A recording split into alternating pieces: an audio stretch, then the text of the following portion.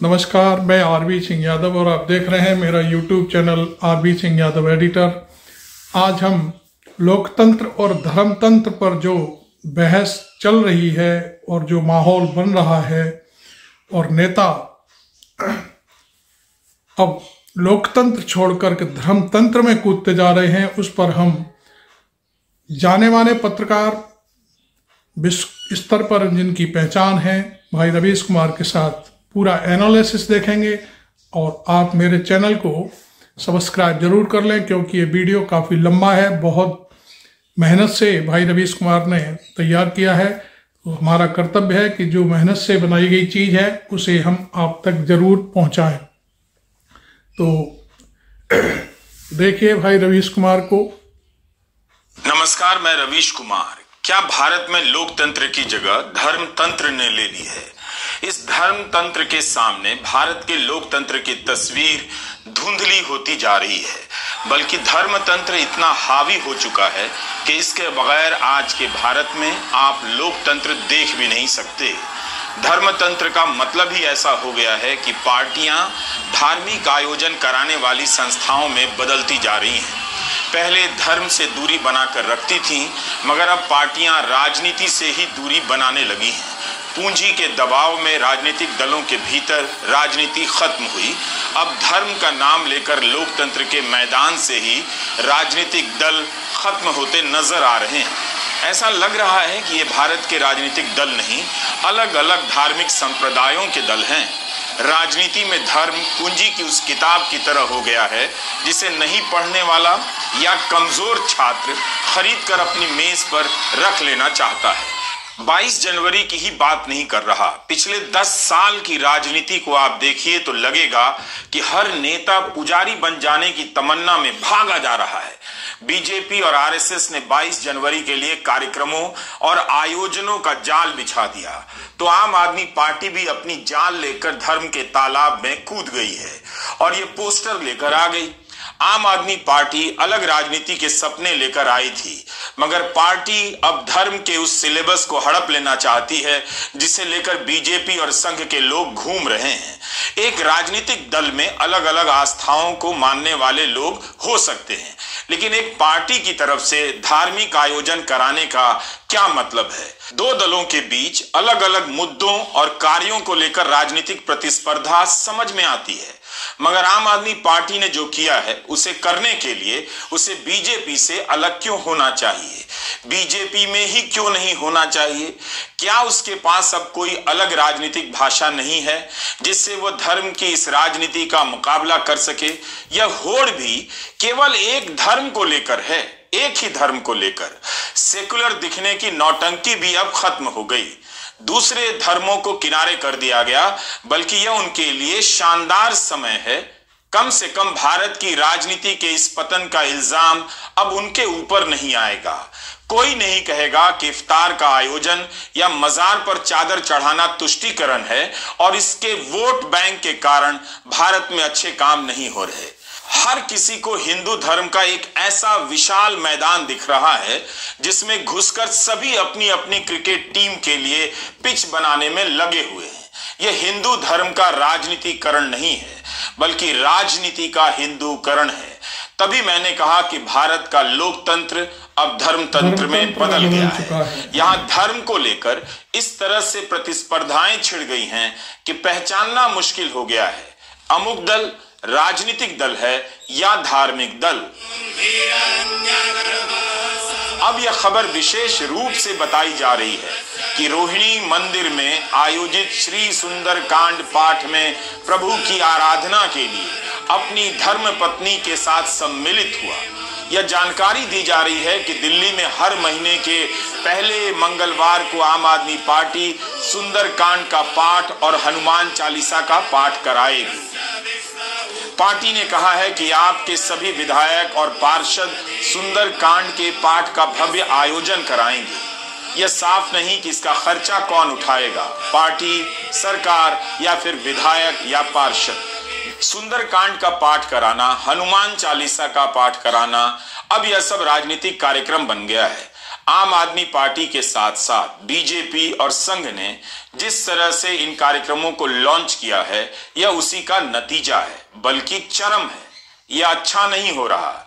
जनता को यह बात समझ लेनी चाहिए कि इससे राजनीति का भविष्य खराब हो रहा है, और जब राजनीति का भविष्य खराब होता है, जनता का भविष्य अंधकारमय होता है।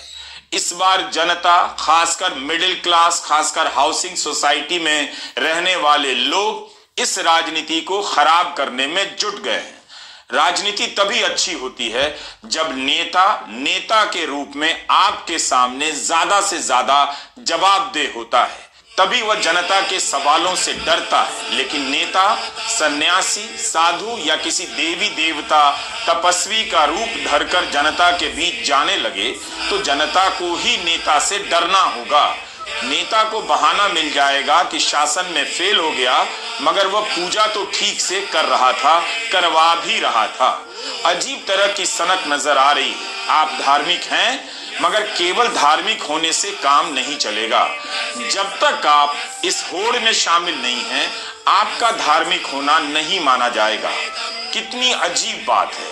राजनीति में धर्म को लेकर जितने भी महान लोगों ने खतरे बताए हैं, उन सबको धर्म की मौजूदा राजनीति ने समेटकर ठोंगा या लिफाफा बनाकर किसी किनारे फेंक दिया है। सारा का सारा राजनीतिक और सार्वजनिक क्षेत्र एक और केवल एक धर्म का क्षेत्र नजर आने लगा है। जनता के बीच धर्म का चोला पहनकर आने वाले इन्हीं नेताओं के धार्मिक होने का भ्रम टूट जाएगा जैसे ही आप उस नेता की सरकार के सामने धरना प्रदर्शन करेंगे। इतनी लाठियां पड़ेंगी कि ना तो नेता बचाने आएगा, ना आपका धर्म। मगर मंदिरों में हवन करते हुए, व्रत करते हुए नेता इस तरह से दिखाए जा रहे हैं जैसे हम नेता नहीं, देवताओं का धरती पर अवतरण देख रहे हैं। भारत की राजनीति कभी भी इतनी धुंधली नजर नहीं आई। लोकतंत्र धर्म तंत्र बन गया है। प्रधानमंत्री की संवैधानिक गतिविधियां जितनी हैं, उतनी ही बल्कि उससे अधिक धार्मिक गतिविधियां नजर आती हैं। उनकी भाषा राजनीतिक तो है ही, राजनीतिक के साथ साथ धार्मिक भी होती चली गई है। वे खुद के बारे में इस जुबान में बात करने लगे हैं कि ईश्वर ने उन्हें किस काम के लिए चुना है। वे ट्वीट करते हैं, अयोध्या में रामलला की प्राण प्रतिष्ठा में केवल 11 दिन ही बचे हैं। मेरा सौभाग्य है कि मैं भी इस पुण्य अवसर का साक्षी बनूंगा। प्रभु ने मुझे प्राण प्रतिष्ठा के दौरान सभी भारतवासियों का प्रतिनिधित्व करने का निमित्त बनाया है। इसे ध्यान में रखते हुए मैं आज से 11 दिन का विशेष अनुष्ठान आरंभ कर रहा हूं। मैं आप सभी जनता जनार्दन से आशीर्वाद का आकांक्षी हूं। ये एक बहुत बड़ी जिम्मेदारी है। जैसा हमारे शास्त्रों में भी कहा गया है, हमें ईश्वर के यज्ञ के लिए, आराधना के लिए स्वयं में भी दैवीय चेतना जागृत करनी होती है। इसके लिए शास्त्रों में व्रत और कठोर नियम बताए गए हैं, जिन्हें प्राण प्रतिष्ठा से पहले पालन करना होता है। इसलिए आध्यात्मिक यात्रा की कुछ तपस्वी आत्माओं और महापुरुषों से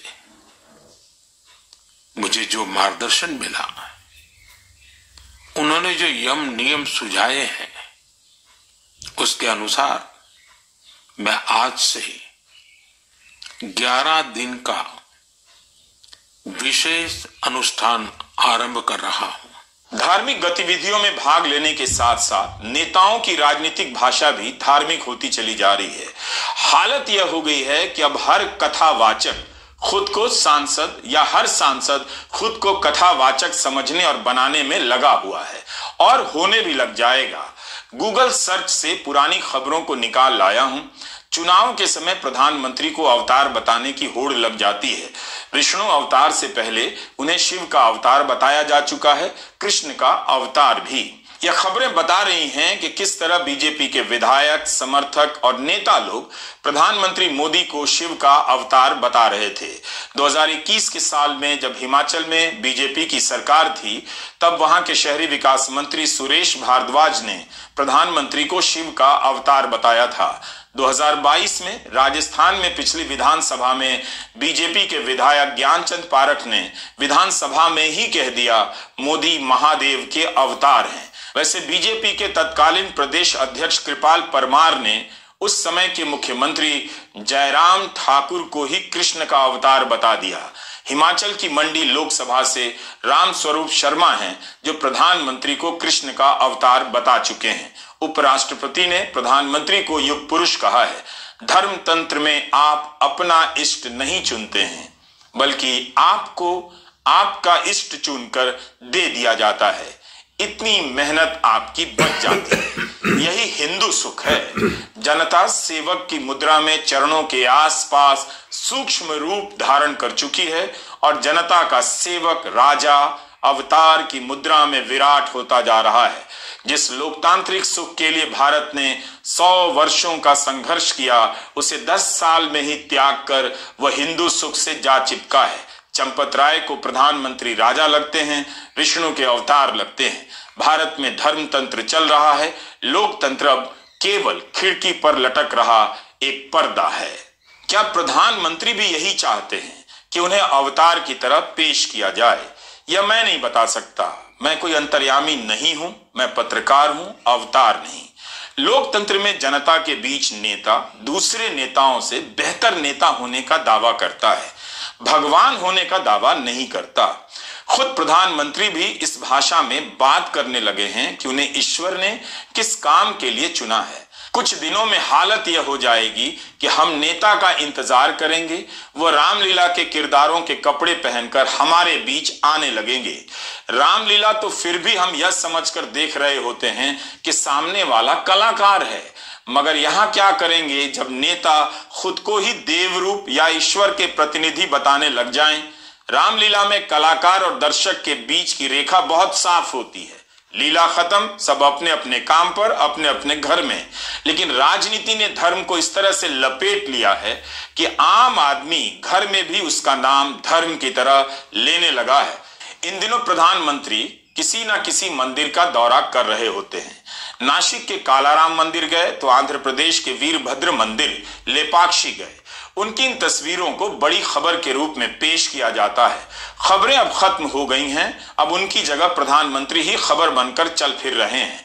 पीएमओ की साइट पर हमने जाकर देखा, 12 अक्टूबर से लेकर 23 नवंबर के बीच प्रधानमंत्री 10 मंदिरों में जाकर पूजा अर्चना और दर्शन कर चुके हैं। हर 4 दिन पर एक मंदिर का दौरा करते हैं। चुनाव आता नहीं कि प्रधानमंत्री और उनकी पार्टी के नेताओं का मंदिरों का दौरा बढ़ जाता है। अब तो इस होड़ में उपराष्ट्रपति भी शामिल हो गए हैं। राजस्थान चुनावों के समय उन्होंने रिकॉर्ड स्तर पर अलग अलग मंदिरों में जाकर दर्शन किए। क्या भारत की जनता को इस बात से कोई फर्क नहीं पड़ता कि सुप्रीम कोर्ट में क्या हो रहा है?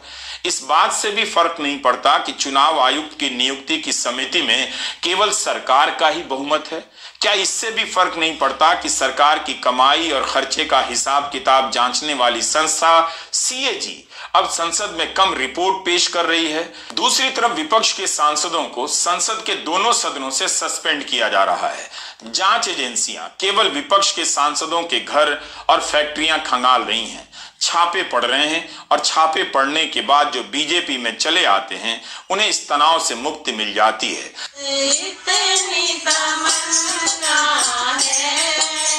जनता को लग रहा है कि धर्म का उदय हुआ है, धर्म का विस्तार हुआ है, लेकिन यह एक नकली हिंदू सुख का चादर ओढ़कर जनता आग तापने का भरम पाल रही है। उसे लगता है कि यह हिंदू सुख का समय है। यही धर्म तंत्र का जादुई असर है। दैविक गुणों से लैस प्रधानमंत्री ने 10 साल में एक भी खुली प्रेस कॉन्फ्रेंस क्यों नहीं की? सवालों के जवाब क्यों नहीं दिए? प्रेस कॉन्फ्रेंस में नहीं, संसद में नहीं, प्रधानमंत्री कहां जवाब देते हैं किसी को पता नहीं। इन दिनों मंदिरों के उद्घाटन, कॉरिडोर के नाम पर मंदिर परिसरों के विकास के सहारे उन्होंने एक नया रास्ता पकड़ लिया है। अब तो ओडिशा के मुख्यमंत्री नवीन पटनायक भी इस होड़ में शामिल हो गए हैं। ओडिशा दिल्ली की राजनीति से दूर रहने वाला राज्य था, मगर वहां भी यह आंधी चल रही है। दिल्ली के अखबारों में भी विज्ञापन छपे हैं। मुख्यमंत्री नवीन पटनायक ने Jagannath heritage corridor project launch कर दिया है। इस पर 943 करोड़ रुपए खर्च होंगे। इसके साथ साथ 1 महीने तक आध्यात्मिक कार्यक्रमों का भी आयोजन होगा, जिस तरह से दिल्ली में आम आदमी की पार्टी सुंदर पाठ का आयोजन करा रही है और देश भर में बीजेपी के तरफ से आह्वान किया जा रहा है। अपनी योजनाओं को धार्मिक रूप देना और धार्मिक कार्यों को योजनाओं का रूप देना प्रधानमंत्री की राजनीति का केंद्रीय तत्व बनता जा रहा है। जैसे ही योजनाओं की असफलता का सवाल पूछा जाता है, वे धर्म के रूप में देवता बनकर सामने आ जाते हैं। देवता से कोई सवाल कैसे पूछ सकता है? देवता से तो मांगा जाता है। 80 करोड़ लोगों को मुफ्त अनाज 5 साल तक मिलने की गारंटी दे दी गई है। प्रधानमंत्री ने भारत के प्रधानमंत्री का पद और रूप ही बदल दिया है। एक अति व्यस्त प्रधानमंत्री को दार्शनिक और धार्मिक होने के मोह ने घेर लिया है। जनता को पहले उन्होंने परिवार कहा और उस जनता के सामने अब उन्हें अवतार कहा जा रहा है। प्रधानमंत्री एकता के तत्वों की पुरानी व्याख्याओं को नई थाली में परोस रहे हैं। दार्शनिक, धार्मिक, सियासी होते जा रहे हैं। ये जरूरी है कि हम एक दूसरे के बारे में, एक दूसरे की परंपराओं के बारे में, अपनी साझी विरासत के बारे में जाने। दक्षिण और उत्तर में काशी और मदुराई का उदाहरण हमारे सामने है। दोनों महान मंदिरों के शहर है, दोनों महान तीर्थ स्थल है। मदुराई वैगई के तट पर स्थित है और काशी गंगई के तट पर। तमिल साहित्य में वैगई और गंगई दोनों के बारे में लिखा गया है। जब हम इस विरासत को जानते हैं तो हमें अपने रिश्तों की गहराई का भी एहसास होता है। क्या हमेशा से ऐसा था? 2013 और 14 के बीच के उनके भाषणों को देखिए। बेशक उनकी पहचान धार्मिक राजनीति से रही है, मगर गुड गवर्नेंस पर जोर देकर वे केवल प्रदर्शन करने वाले, काम करने वाले प्रधानमंत्री की तरह जनता के बीच पेश कर रहे थे। शुरुआती दौर में दिल्ली के Shri Ram college of commerce में उनके भाषण को आप याद कीजिए, सुन लीजिए, यूट्यूब पर है। प्रधानमंत्री बार बार गुड गवर्नेंस पर जोर देते हैं, यकीन दिलाते हैं कि इसी सिस्टम के साथ बहुत कुछ हासिल किया जा सकता है। काफी लंबा भाषण है। पूरे भाषण में एक बार भी वे धर्म का नाम नहीं लेते, केवल काम, काम और काम की बात करते हैं। समाधान के ऐसे ऐसे नुस्खे पेश करते हैं कि छात्र सुनकर ही यकीन कर लेते हैं। लेकिन अब के प्रधानमंत्री के भाषण, क्रियाकलाप और दैनिक तस्वीरों को आप देखिए, धर्म, धर्म और धर्म नजर आएगा। Minimum government, maximum governance, good governance का उनका नारा आज विकास बनाम विरासत में खो चुका है। विकास से संबंधित तमाम सवाल दीवारों से टकरा कर लौट आते हैं, जवाब नहीं मिलते। एक ही चीज को देखने का अलग अलग नजरिया होता है। मान लीजिए मैं आपको दिखाऊं तो आप में से जो आशावादी होंगे वो कहेंगे आधा ग्लास भरा हुआ है। जो निराशावादी हैं वो कहेंगे आधा ग्लास खाली है। मित्रों, मैं दो रास्तों से एक अलग रास्ते का इंसान हूं। मेरी तीसरी सोच है और मेरी सोच यह है, ये ग्लास भरा हुआ है, आधा पानी से, आधा हवा से।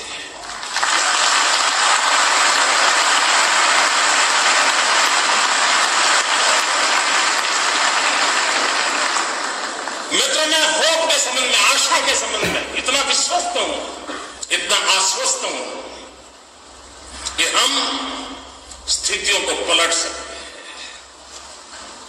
श्रीराम कॉलेज ऑफ कॉमर्स के उनके भाषण और आजकल के उनके भाषण को देखिए तो जिन युवाओं को वे डेमोग्राफिक डिविडेंड कहा करते थे, उनकी जगह उन्हें अब धार्मिक डिविडेंड नजर आने लगा है।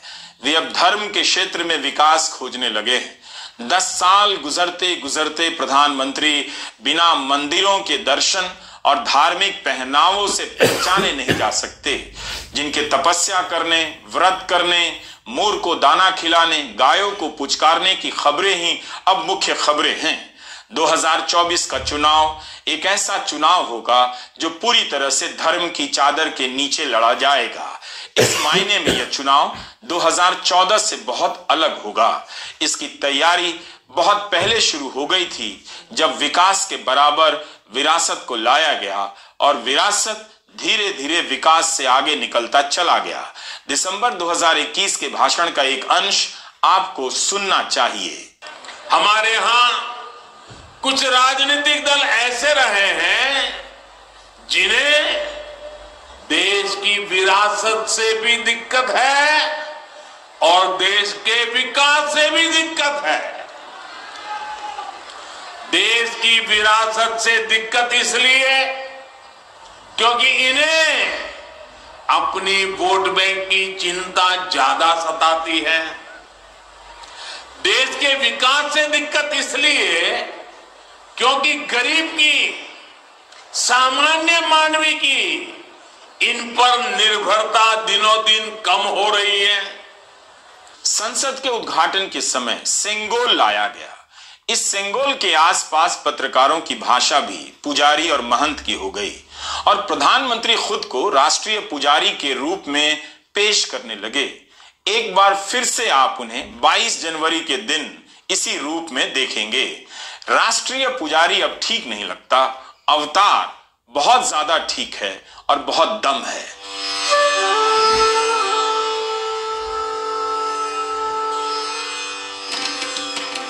साधु संतों के साथ संसद में प्रधानमंत्री का यह प्रवेश गमन केवल सेंगोल की स्थापना का चित्र नहीं, इस तस्वीर में सदन के अध्यक्ष सदन के नेता के पीछे पीछे चलते हुए अनुशासित और आदरणीय नजर आ रहे हैं। लोकतंत्र के भीतर धर्मतंत्र की स्थापना का यह मनोहर चित्र देखकर भी लोगों ने नहीं समझा कि क्या कुछ उनके सामने से जा रहा है और उसकी जगह क्या कुछ आ रहा है।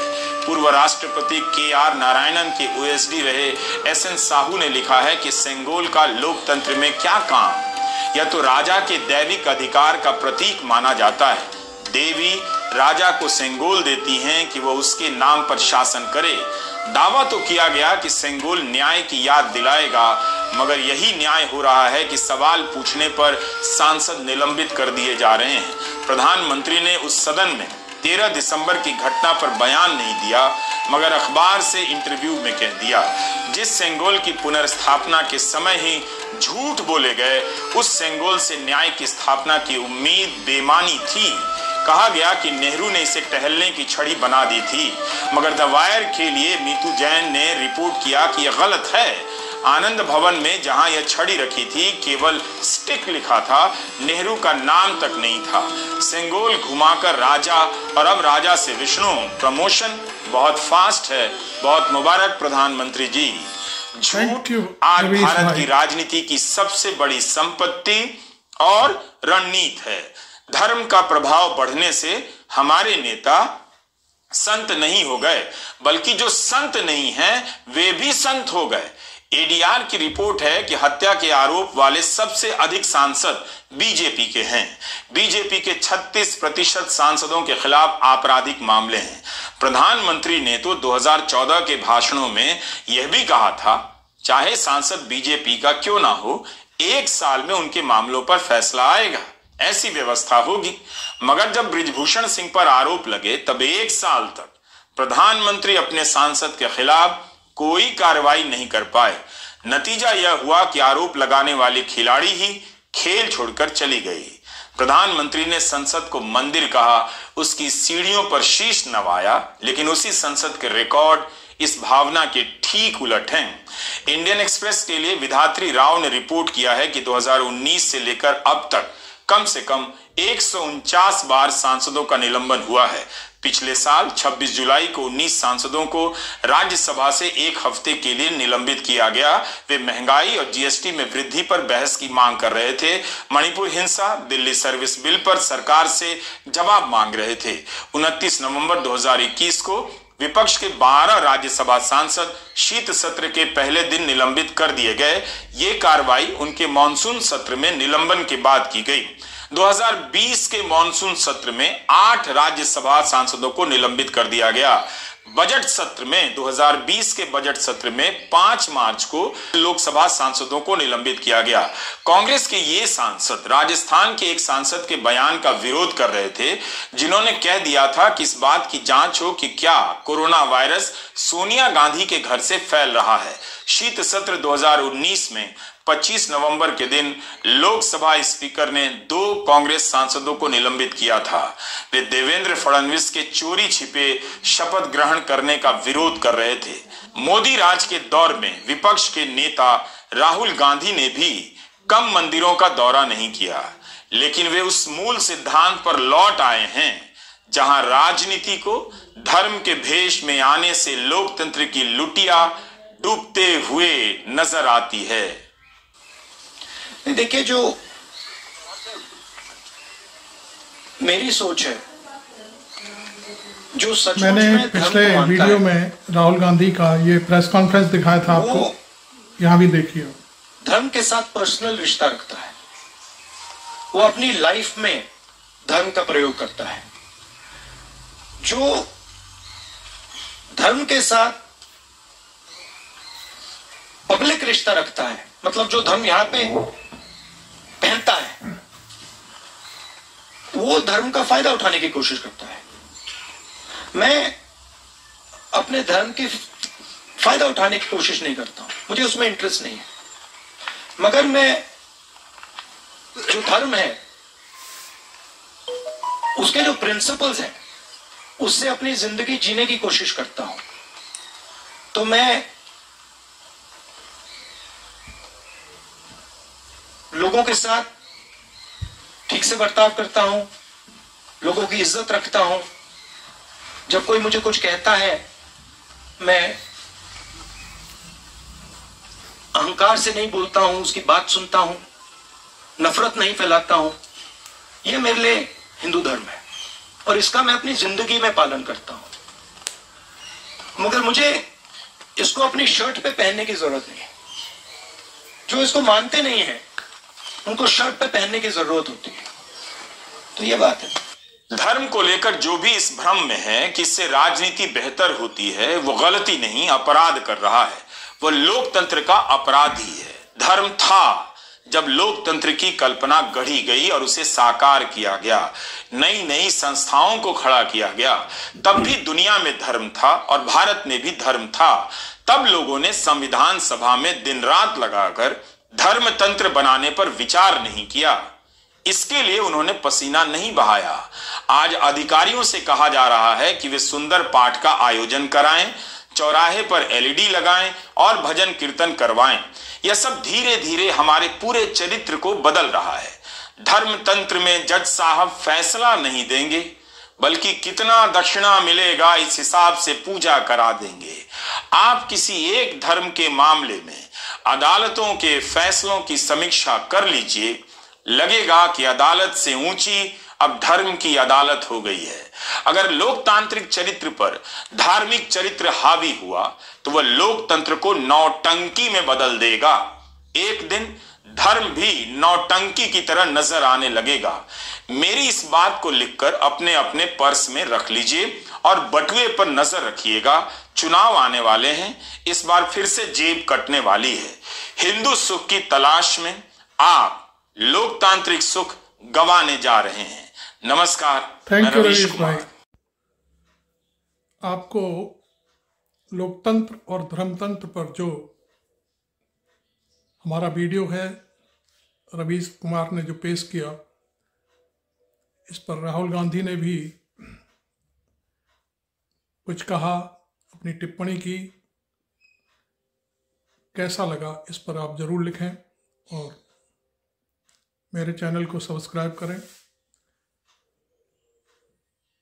और अच्छा लगे तो ज्वाइन भी करें। Thank you. मैं आरबी सिंह यादव।